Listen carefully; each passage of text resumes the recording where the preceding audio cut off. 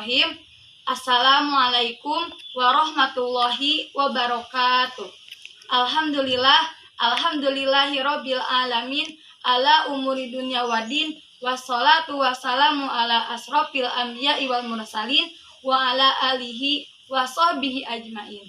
Rabbi shrahli sadri wa yassirli amri wahlul 'uqdatam min lisani. Yang paling utama, marilah kita panjatkan puji dan syukur kepada Allah Subhanahu wa taala yang mana senantiasa memberikan kepada kita beribu-ribu macam kenikmatan yang wajib kita syukuri, yaitu nikmat iman dan nikmat Islam. Shalawat serta salam tidak lupa kita curah limpahkan kepada paduka alam yakni habibana wa nabiyana wa maulana Muhammad sallallahu alaihi wasallam, kepada para sahabatnya, kepada para tabi'in dan tabi'atnya, juga kepada kita selaku umatnya hingga akhir zaman. Semoga kita semua mendapatkan syafaat dari Nabi sallallahu alaihi wasallam di rumah yang Allah. Amin ya Allah ya rabbal alamin. Perkenalkan, nama saya Berlian Hanum Kasabilah.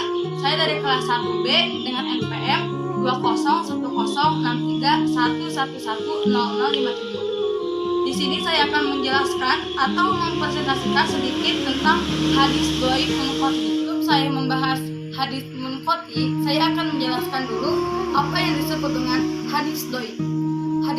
Hadis dhaif berasal dari kata dukun, yang artinya lemah. Dan lawan dari kata dukun yaitu qawi, yang artinya kuat. Sedangkan hadis dhaif berarti hadis yang tidak memenuhi kriteria hadis hasan dan hadis sahih. Hadis dhaif disebut juga hadis mardud, yaitu tolak. Contoh hadis dhaif yaitu bahwasannya Nabi SAW wudu dan beliau mengusap kedua kaos kakinya. Hadis tersebut dikatakan dhaif karena di dalam hadis tersebut diriwayatkan oleh Abu Al-Qais Al-Laudi, seorang perawi yang masih dipersoalkan. Secara terminologis, para ulama berbeda pendapat dalam merumuskannya. Namun sedangkan secara substansial kesemuanya memiliki arti. Pertama, Imam Al-Nawawi mendefinisikan bahwa hadis dhaif adalah hadis yang tidak terdapat syarat-syarat hadis sahih dan syarat-syarat hadis hasan. Namun sedangkan menurut Muhammad Al-Azhar Al-Khatib mendefinisikan bahwa hadis dhaif yaitu hadis yang tidak memiliki sifat-sifat makbul. Dan kemudian menurut Nur Al-Laudiyyin menjelaskan atau mendefinisikan bahwa hadis dhaif adalah hadis yang hilangnya syarat-syarat dari hadis makbul, yaitu hadis sahih dan hadis hasan. Berdasarkan definisi rumusan di atas, bisa kita pahami bahwa hadis yang kehilangan salah satu syarat dari hadis sahih dan hadis hasan maka bisa dikategorikan hadis dhaif. Artinya, jika salah satu syarat saja hilang disebut hadis dhaif, lalu bagaimana jika yang hilang 2 atau 3 syaratnya, seperti perawinya tidak adil, tidak dobit, atau ada kejanggalan dalam matanya? Hadis yang demikian dapat dikatakan hadis dhaif, yaitu hadis yang lemah sekali. Di dalam hadis dhaif terdapat berbagai macam hadis dhaif. Nah, di sini saya akan menjelaskan satu macam dari hadis dhaif, yaitu hadis dhaif munqati. Hadis munqati secara etimologi yaitu hadis yang terputus. Para ulama memberi batasan bahwa hadis munqati adalah hadis yang gugur 1 atau 2 orang rawi tanpa beriringan menjelang akhir sanadnya. Bila di akhir sanadnya adalah sahabat Nabi, maka menjelang akhir adalah tabi'in. Sedangkan secara bahasa, hadis munqati berasal dari kata intiqa'a, yang artinya terputus. Sedangkan munqati adalah segala sesuatu yang terputus. Adapun pengertian dari hadis munqati secara istilah, maka ada perbedaan pendapat di kalangan ulama hadis. Pertama, sebagian ulama berpendapat bahwa hadis munqati adalah hadis yang di dalam sanadnya terdapat 1 orang rawi yang gugur sebelum sahabat. dimanapun tempatnya dengan syarat gugurnya rawi tidak lebih dari 1 orang rawi yang secara berturut-turut. Pendapat ini merupakan pendapat yang sangat unggul.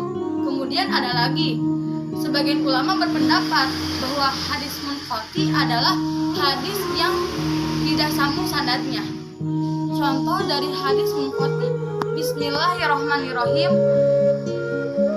Iza dakhalal masjida qala bismillahi wassalamu ala rasulillahi Allahumma gfirli dzunubi waftahli abwaba rahmati. Wa iza kharaja qala bismillahi wassalamu ala rasulillahi Allahumma gfirli dzunubi waftahli abwaba fadlika.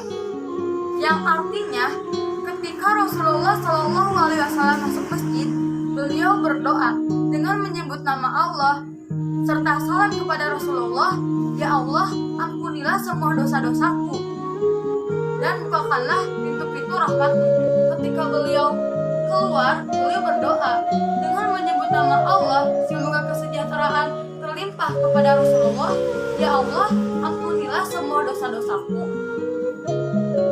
dan bukakanlah pintu-pintu rahmat-Mu." Hadis riwayat Ibnu Majah dan hadis riwayat Ahmad.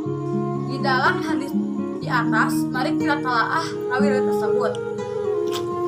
Hadis tersebut memiliki 2 jalur. Pertama yaitu jalur riwayat Imam Ahmad dan Ibnu Majah. Riwayat Imam Ahmad dari Abu Muawiyah dari Al-Lais dari Abdullah bin Hasan dari Siti Fatimah binti Husain dari Siti Fatimah Az-Zahra, dan kemudian Siti Fatimah Az-Zahra dari Nabi SAW. Terus yang kedua, jalur riwayat Imam dari Ibnu Majah dari Abu Bakar bin Abi Saibah dari Ismail bin Ibrahim dari Abu Muawiyah dari Al-Lais dari Abdullah bin Hasan dari Siti Fatimah binti Husain dari Siti Fatimah Az-Zahra, dan kemudian dari Siti Fatimah Az-Zahra dari Nabi SAW. Untuk mengetahui keputusan sanad hadis munqati dapat kita ketahui dengan 3 cara. Pertama, dengan jelas, maksudnya periwayat yang meriwayatkan hadis tersebut harus jelas, tidak sejaman dengan guru yang memberikan hadis kepadanya, atau sejaman dengan gurunya tetapi tidak diizinkan untuk meriwayatkan hadis tersebut.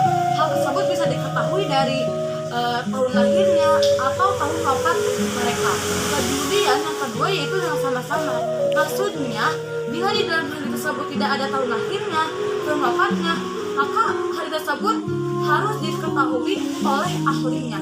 Terus yang ketiga yaitu dengan komparasi.